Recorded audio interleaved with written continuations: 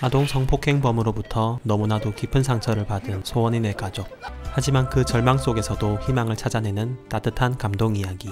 눈물 없이는 볼 수 없는 감동 드라마. 소원입니다.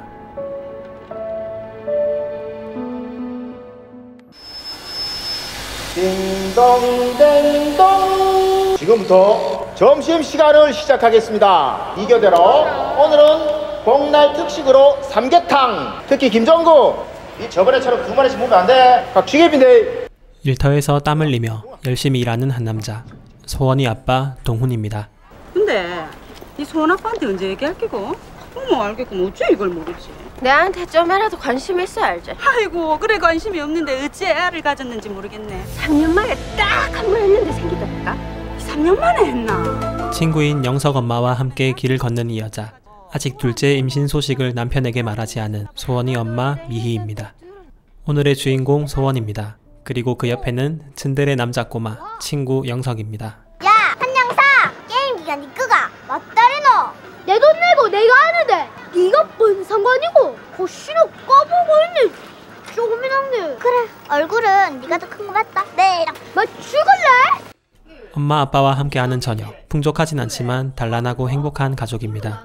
학교 앞에서 소원 문방구를 운영하는 엄마 미희, 딸 소원이를 기다리는 츤데레 친구 영석이 그저 귀여워 보입니다. 용수가, 네 소원이 기다리나? 아, 나 미치겠네. 가 기다리는 거 아니거든요. 가자. 비오는 등굣길. 노란 우산을 쓴 소원이를 바라보는 낯선 남자.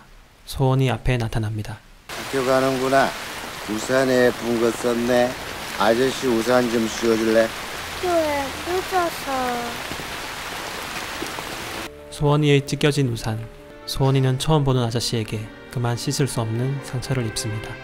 학교 앞에 경찰들이 오고 난리가 났다는 영석 엄마의 전화를 받는 소원이 엄마 미희. 학교 앞 공사장에서 한 아이가 많이 다친 채로 발견됐다고 말합니다. 경찰서로부터 전화를 받는 아빠 동훈. 아이가 크게 다쳐서 병원으로 이송되었다는 청천벽력 같은 전화를 받습니다. 얼굴에 외상이 심하고 하부 쪽 출혈도 심해 의식이 거의 없었다는 아이가 직접 경찰서에 신고했다고 합니다. 병원에 도착한 소원 엄마. 남편 동훈도 병원에 도착해 있었고 의사로부터 충격적인 말을 듣습니다. 의사는 직장부터 대장까지 다발성 천공과 열상이 있어 보이고 대장과 소장 일부를 절제해야 할 수도 있다고 말합니다. 너무나도 많이 다친 소원이. 부모님의 온 우주는 무너져 내립니다. 수술실로 들어가는 아빠 동훈. 대장하고 항문을 다 드러내야 합니다. 지금 하지 않으면 생명이 위험합니다. 아마 평생 인공항문을 써야 할 것 같습니다. 작고 여린 아이가 받기에는 너무나도 큰 수술. 부모님의 세계는 다시 한번 가라앉습니다. 씩씩하게 수술을 잘 받은 소원이. 그를 바라보는 부모님의 심정은 어떨지 감히 상상할 수 없습니다. 아빠야, 왔나? 그래.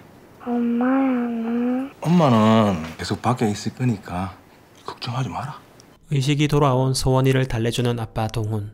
소원이를 아프게 한 나쁜 놈은 잡혔다고 거짓말을 합니다. 현장에서 범인의 단서를 찾았다는 경찰. 그 말을 들은 아빠는 경찰서로 달려가 범인이 누구냐며 묻습니다. 지문만으로는 증거가 충분치 못해 영장이 나오지 않기에 바로바로 수사를 진행할 수 없다고 하네요. 직접적인 증거인 CCTV 자료나 DNA 검사 결과가 나와야 한다고 말합니다. 하지만 피해자가 직접 진술하면서 범인을 지목하면 긴급 체포가 가능하다고 합니다.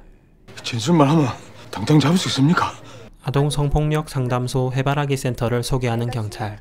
아이가 충격을 덜 받으면서 진술할 수 있도록 도움을 줄 수 있을 거라고 합니다. 하지만 아이에게 그 끔찍한 기억을 다시 떠올리게 할 수 없다는 엄마 미희. 전부터 경찰들이 그런 놈들 관리를 잘했어 보이소.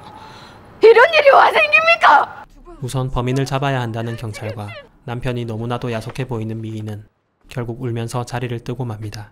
아이의 장난감이나 일기를 가져다 달라고 말하는 경찰. 해바라기 원장님의 부탁이라고 하네요. 수사를 진전시키기 위해 경찰은 본인도 아내를 잘 설득해 보겠다고 말합니다. 아이의 방에서 딸의 물건을 보는 아빠. 딸을 위하는 마음만은 엄마와 똑같기에 마음이 먹먹한 심정입니다. 지금 꼭 하셔야겠어요? 범인을 꼭 잡아야 됩니다. 사건이 일어난 지 며칠밖에 되지 않아 아이의 심리 상태가 불안정할 것이라는 해바라기 원장님. 하지만 결국 부모님 모두 수사를 진행하는 것에 동의하고 원장님의 도움으로 조심스럽게 수사를 진행합니다. 아가, 네 말할 수 있겠나? 말하기 싫다는 소원이 고개를 끄덕입니다. 아줌마 이쁘제. 결국 소원이는 몸과 마음의 상처가 다 낫기도 전에 그날의 기억을 떠올리며 자신을 아프게 한 남자의 사진을 찾습니다. 한 남자의 사진을 보고 이 남자가 그랬다고 확실히 표현합니다. 눈물을 흘리는 엄마 미희. 몸의 상처와 마음의 상처를 동시에 치료해야 한다는 원장. 가족이 다 함께 치료를 받아야 할 수도 있다며 명함을 건넵니다. 소원의 진술을 토대로 결국 범인을 검거하는 경찰. 소식을 들은 아빠 동훈은 경찰서로 달려갑니다. 기자들에게 둘러싸인 경찰서. 결국 사건은 뉴스에 보도되고 소원의 친구 영석이네 식구도 모두 소원이를 걱정합니다. 전자발찌가 해제된 지 3개월 만에 다시 범행을 저지른 것으로 드러나 충격을 주고 있습니다. 뉴스 보도를 통해 모든 사람들이 이 사건을 알게 되자 혹여나 누가 알아볼까 부모님은 황급히 소원이를 6인실 병실에서 빼냅니다. 병원까지 찾아온 기자들은 아이에게 달려들고 그들로부터 힘겹게 딸을 지키는 두 부모님. 내가 뭐 잘못한 거 있냐며 눈물을 흘리는 소원. 자신의 몸에 너무나도 큰 상처가 난 것을 알게 되며 아이는 더욱 불안해합니다. 결국 임신으로 인해 몸이 좋지 못하던 엄마도 힘겨운 나날을 버티다 충격에 쓰러지고 맙니다. 기자들을 피하려다 인공항문 때문에 엉망이 된 소원이의 옷. 그 옷을 갈아입혀 주려는 아빠의 행동에 소원은 그날의 기억을 떠올리게 되고 그 충격에 그만 목소리를 잃게 됩니다. 둘째 임신 소식을 말하는 아내. 정신이 없어서 못 말했다고 합니다. 어떻게 5개월이나 말 안 했노? 네 혹시 안 낳으려고 그랬나? 소원이에게 엄마는 임신을 해서 몸을 돌봐야 하니 병원에 자주 못 오고 앞으로는 아빠가 자주 돌봐주겠다고 말합니다. 하지만 소원이는 왠지 아빠 보기가 창피하고 불편해 아빠를 제대로 못 보는 것 같습니다. 그런 딸을 보며 아빠의 마음은 무너집니다. 소원이와 가까워지기 위해 노력하는 아빠. 오늘은 딸이 좋아하는 코코몽도 되어보지만 뭔가 어색함에 쉽지 않아 보이네요. 재판 날짜가 잡혔다는 문자를 보는 아빠. 병원비도 막막하고 힘든 재판도 있고 이래저래 고민이 많습니다. 직장 동료에게 퇴직금을 말하는 아빠 동훈. 그런 그에게 돈 걱정 말라며 돈을 빌려주겠다고 하는 영석 아빠. 영석 엄마도 병원에 찾아와 힘든 시기를 겪고 있는 친구 미희에게 큰 힘이 되어줍니다. 피고인은 지난 7월 19일 아침 8시 30분경 등교하는 피해자 9살짜리 여아를 폭행하고 질식시킨 후에 신체 부위를 수차례 성폭행한 사실이 있죠. 전혀 기억이 나지 않습니다. 범인은 재판장에서 술을 마시고 전혀 기억이 없다고 주장합니다. 그리고 증거 물품인 소원이 피가 묻은 자신의 옷은 잃어버렸다고 둘러댑니다. 야, 이 개새끼야! 이 개새끼 네가 인간이야 임마! 뭐? 자, 틀려도 상관없으니까 동작을 크게 해야 돼요. 엄마는 해바라기 원장님의 도움을 받아 아이의 상처를 달래주고 있습니다.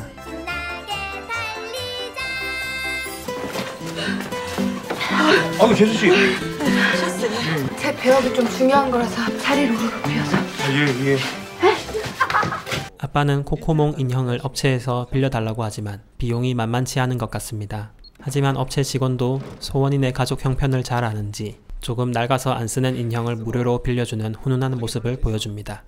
내 딸이 소원이랑 똑같은 일을 겪고 16살 되던 애 자살했어요. 원장님도 소원 엄마처럼 똑같은 상처가 있다고 말합니다. 본인도 자살하려 했지만 두 다리만 잃었다고 하며 범인은 아직도 멀쩡히 잘 살아가고 있다고 합니다. 자신과 똑같은 상처를 받은 미희에게 진심 어린 공감을 해주며 위로해주네요. 아빠 코코몽이 나타났습니다. 딸을 위해 말없이 글로 대화를 시도하는데요. 그런 아빠의 마음을 알았는지 소원은 다시 아빠에게 마음을 조금씩 엽니다. 이젠 아빠와 단 둘만의 비밀도 생긴 것 같습니다. 몸과 마음을 차차 회복해가는 소원이. 하지만 아직도 충격의 말을 하지 못하고 있습니다. 하지만 원장의 도움으로 소원이는 조금씩 말을 하기 시작합니다. 창피해서 학교에 가기 무섭다는 소원. 하지만 츤데레 친구 영석이는 소원이를 참 보고 싶어하는 것 같습니다. 그냥 갈까 그런 마음도 들었는데 비 맞는 아저씨한테는 우산을 씌워주는 게 맞다는 생각이 들어서. 어느덧 많이 회복한 소원이는 학교도 가고 싶다고 하고 빨리 동생이 태어났으면 좋겠다는 생각을 합니다. 소원이네를 돕기 위해 많은 사람들이 도움의 손길을 내밀고 있습니다. 친구들도 소원이를 많이 보고 싶어 하네요. 딸을 위해 노력하는 아빠는 매일 밤 꼬질꼬질한 코코몽 인형을 쓰고 딸을 지켜줍니다. 모두의 사랑을 받은 소원은 드디어 퇴원을 하게 되고 집에 가는 날이 되었지만 집에 가는 게 왠지 무섭다고 합니다. 코코몽 인형을 쓰지 않은 아빠의 모습은 아직까지도 소원에게는 거리감이 느껴집니다. 커튼으로 가리고 차를 타네요. 그날의 사건 현장을 본 소원은 가쁜 숨을 몰아쉽니다. 마음의 상처가 아직도 많이 남았기 때문이겠죠? 언제쯤 이 고통을 잊고 행복하게 살 수 있을까요? 소원에게 온 수많은 메시지. 가족은 오랜만에 다 함께 집에 왔고 많은 사람들의 손길이 묻어있는 집을 봅니다. 소원이 집에 왔습니까? 소원이 보려고. 소원이가 니 보고 얼굴 크다고 그래가지고 니 삐져가지고 소원이랑 안 논다며. 와, 나 미치겠네. 그날 아침에 학교 같이 가려고 왔었는데 같이 갔으면 아무 일도 없었을 텐데. 소원의 친구를 달래주는 아빠. 딸의 친구 영석이가 얼마나 예뻐 보일까요? 오랜만에 학교에 가는 소원은 코코몽의 도움을 받아 씩씩하게 학교로 향합니다. 딸을 위해서라면 부끄러움 따위는 생각도 나지 않는 것 같습니다. 정말 위대하지 않나요? 퇴원 후에도 해바라기 원장님과 꾸준히 만나며 도움을 받습니다. 친구 영석이도 소원이와 아침마다 함께 학교를 등교해 주네요. 소원아, 그 가방 안에 뭐 들었노? 뭐가 그리 궁금한데? 사탕 하나씩 줄까? 소원은 배에 차고 있는 배변 주머니가 부스럭거리는 소리가 부끄러웠는지 그 위에 사탕이 부스럭거리는 가방을 메고 다닙니다. 아프지 마라. 내가 쏙 좁게 굴어가. 잘못했다. 계속 친구 하는 기지? 응. 아픈 상처가 있지만 그래도 씩씩한 소원이는 친구들에게도 마음을 열고 잘 이겨나가고 있습니다. 그리고 한 번 더 용기를 내서 항상 자신을 따라다니는 코코몽을 부릅니다. 니 아빠야 아까. 아빠야 쟤. 대답해라.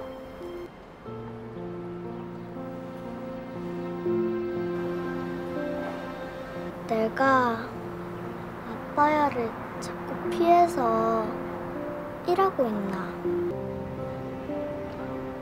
덕재, 집에 가자. 아빠의 손을 잡고 들어온 소원. 지랄한다 지랄해. 니 여기서 뭐하러? 예쁜 딸은 웃으며 아빠의 땀을 닦아주고 마음을 엽니다. 하지만 아이를 또 재판에 세워야 하는 상황에 부딪힙니다. 범인이 술 먹고 기억이 안 난다며 심신미약으로 밀고 나가려 한다고 하네요. 화가 난 아빠는 결국 교도소 면회를 가서 범인을 찾아갑니다. 하지만 술을 먹고 기억이 나지 않는다는 말만 계속합니다. 제가 진짜 그런 짓을 했으면 죽어 마땅하죠. 아한테 그런 짓을 하는 놈이 사람입니까? 개돼지지. 혹시 합의하러 오셨습니까? 다 기억나지? 내 딸 알지? 내가 이대로 가만히 있을 것 같더나. 반말하지 마세요. 되바라진 게 누굴 닮았나 했더니 이제 보니 아빠를 닮았네. 내가 언제까지 여기 있을 것 같냐고 되묻는 범인. 언젠가는 나갈 것이니 현명하게 판단하라는 말을 합니다. 뚫린 입이라고 말은 함부로 짓거립니다. 국민의 세금으로 밥까지 처먹었을 생각을 하면 저도 피가 거꾸로 솟습니다. 아빠는 참지 못하고 이성을 잃고 난동을 피우며 눈물을 흘립니다.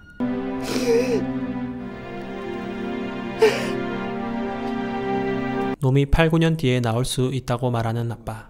소원이가 20살도 채 안 되었을 때 나온다는 게 이해가 안 된다고 합니다. 재판이 잘못되면 본인의 손으로 모든 것을 다 마무리 짓겠다고 말하는 아빠. 그 말을 듣는 소원이는 잠을 쉽게 이루지 못합니다.